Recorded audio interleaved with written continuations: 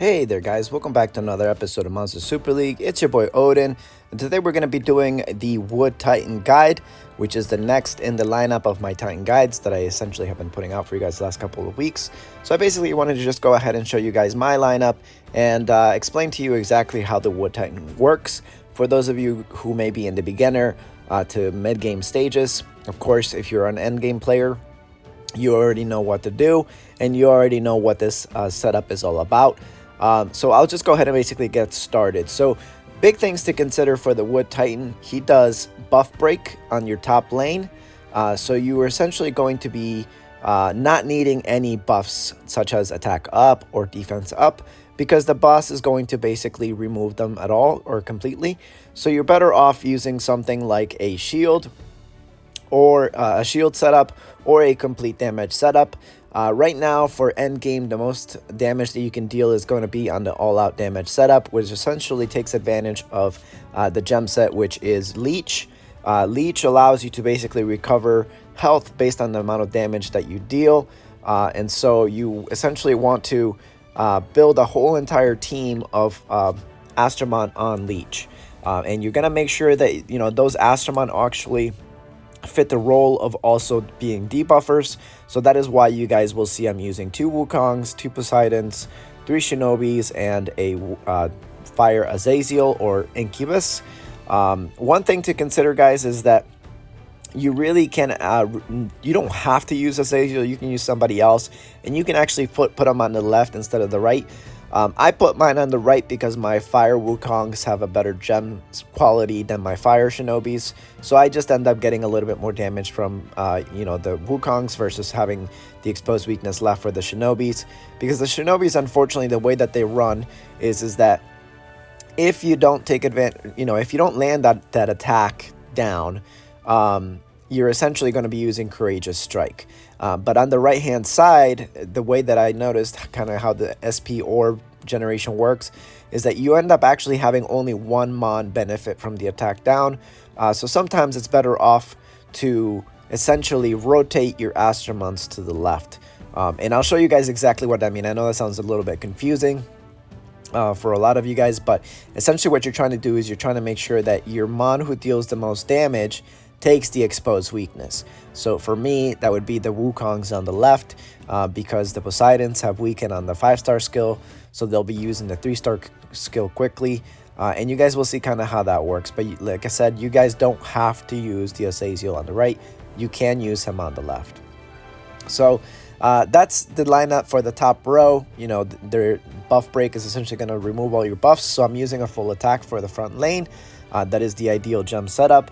I don't know if I showed you guys the Leaghe set already here, but you guys can pause the video and take a look at what my Shinobis have. And same thing with the Wukongs. They're all going to be in the same similar setup, either attack crit rate, or attack crit damage, or attack like this Fire Poseidon. And the reason why that he's on triple attack, guys, is because I do have a variant Wukong, so he's already providing me that extra crit damage. So all I gotta do is get a couple extra gem quality substats of crit damage on triple attack, and my damage will be pretty much comparable to a Ruin set with the Wukong's lead. So that's kind of how you want to set that up.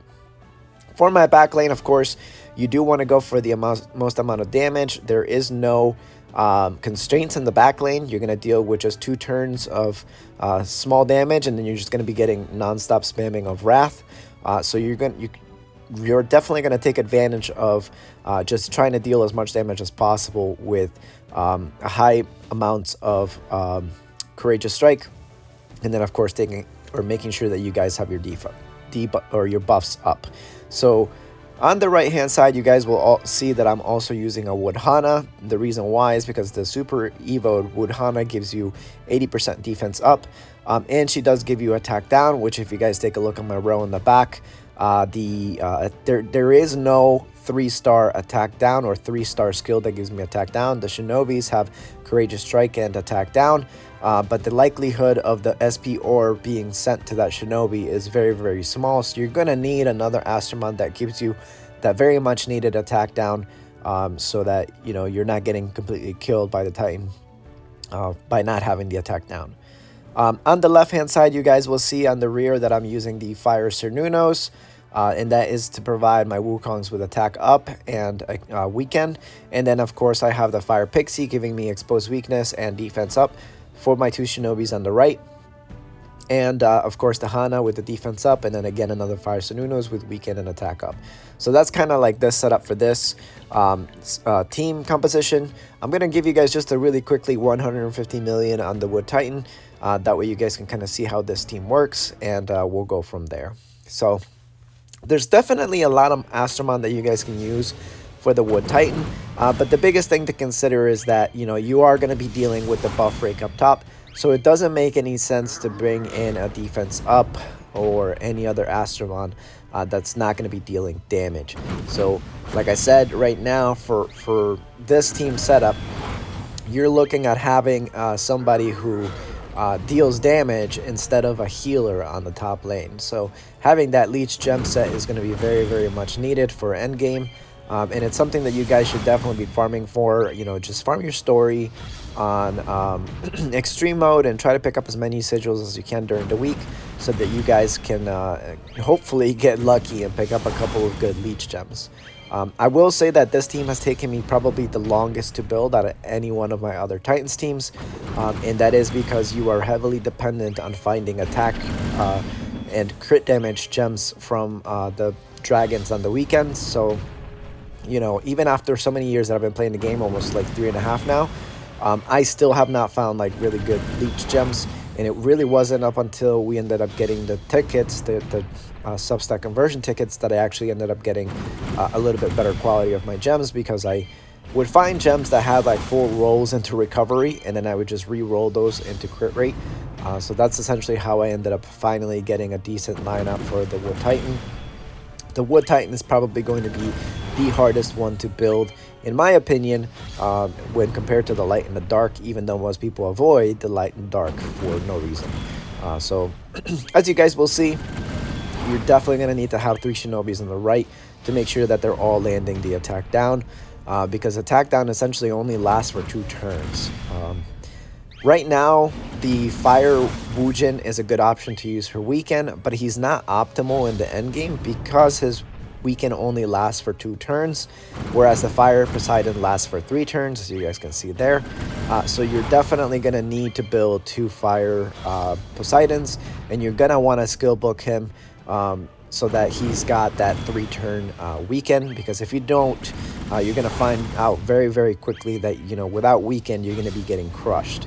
So it is very important to build some weekend Fire Poseidons for this particular Titan. So let me go ahead and try to speed up through some of this, and hopefully we'll get to the back lane. As you guys can see though, Leech is the way to go, and the reason why is because every time that you do end up dealing damage, you do end up getting that health, or that equal amount of health back based on the damage you deal. And so yeah, that's basically the top end game look for the Wood Titan.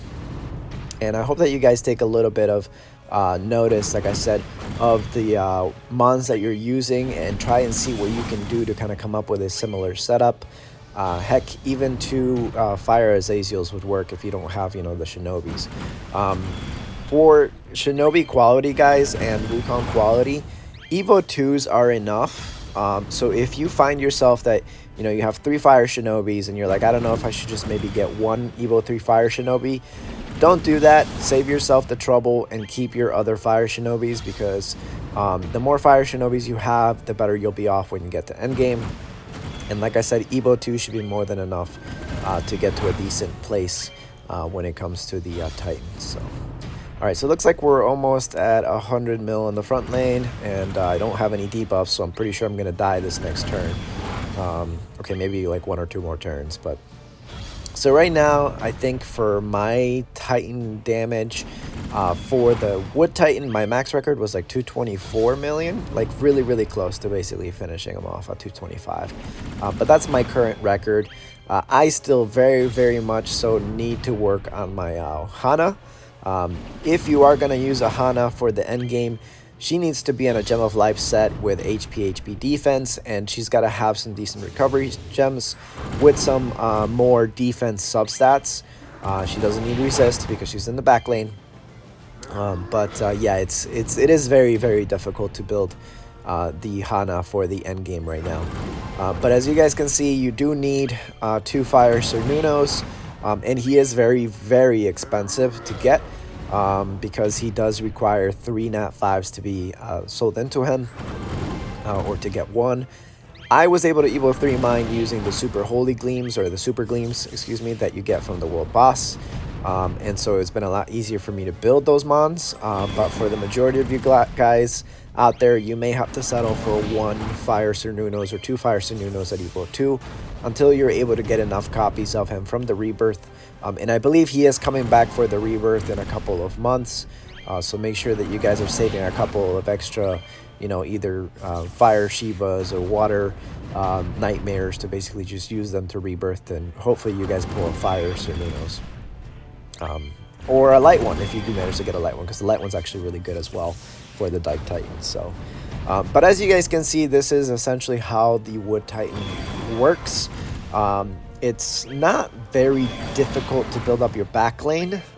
For your Courageous Strikers, you want to put them on triple attack or attack crit damage. If you are using Gem of Armor, that's an acceptable gem set as well for the back lane. Valor set is going to be a really good gem set as well. Comparable damage to the crit damage gem set, but slightly lower. You would just need to have, you know, attack crit damage and a Valor for sure. Attack crit rate is also a pretty good option if you don't have anything else.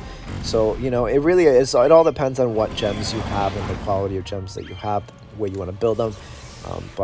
You know, don't be discouraged if all you have is a broken set, because broken set is good enough to get you guys where you need to be in the Titan. So there we go, 150 mil, really quick and easy.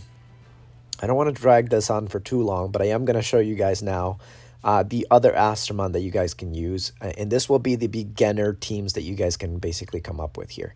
So for the leaders, there is the Fire Cura, and she does have attack down. And you only need to use one of her on either side to provide you guys with that attack down. So, you know, pick and choose your battle, whichever one you think you want to use. You can either use it on the left, use it on the right. If you did pick up a Fire Shinobi variant, use him on the right, of course, next to another Courageous Striker, like the Wukong or the Fire Poseidon, like I have them there. You can also use the Fire, what's his name, Sha Wu Jin on the right as well, just like how I have mine placed here. So you guys can kind of pause the video, take a look and see what I have, and those are the monsters you guys should build. For endgame, as you guys did see, you will also need 2 Fire Pixies.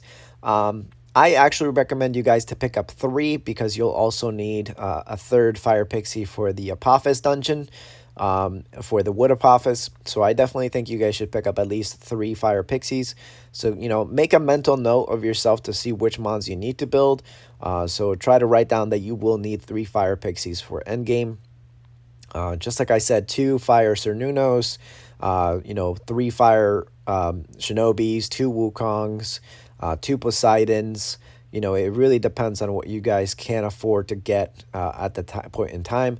But I would say focus on one Titan first. Look at your list of Astromon, and then see which Titan you guys can hit first. And that's why I always say the light is the easiest to build, because, you know, you don't have to be tied down to a specific element to deal decent damage in the light Titan. So, but for the Wood Titan, for example, you really need to focus on a specific set of Astromon to build, whereas the other ones you have a little more flexibility. So, as you guys will see here, some MVPs for the Wood Titan is going to be the Fire Lumina, also known as the Lumo, because she does have attack down and defense up. So definitely you're getting 2 quality buffs and debuffs there from the Fire Lumina. You also have the Fire Fungor, who is also pretty solid. Let me go ahead and switch over to him this way because it's much quicker. But he does have resistance down and attack up, which you will need for sure on the right-hand side to make sure that your Courageous Strikers are dealing the most amount of damage. Aside from him, you can also pick up somebody like the, what do you call it here, the Squirrel, who does have attack down and defense down as well. So you can use him on either the left or the right, depending on what debuffs you are missing. You could also use the Wood Fungor as an attack buffer on the right hand side. He's not optimal there at all because, again, blind is not really necessary for the Wood Titan, same as the Water Titan. But you can use him specifically and only for the attack up buff. So that's essentially what you want to build there. As you guys will see on the top lane there, I have defense down covered by the Fire Amphibian as well. The Fire Phoebe is pretty easy to build. He's just a regular 3-star that comes in from any one of those hatched eggs. And he also does have an attack power leader skill. So if you need one on the right hand side for your back lane or something like that, you can use him too. His attack speed is pretty quick though, so he will steal the exposed weakness from the Fire Pixie if you put him on the back lane. But, you know, it all depends on what you want to do. I would say he's better off on the left hand side than anywhere else. So aside from him, you guys will see I do have a Fire Wu Jin in there. He has Courageous Strike and Weaken. But like I said, his Weaken only goes up to 2 turns, so he's not optimal for the Wood Titan at all.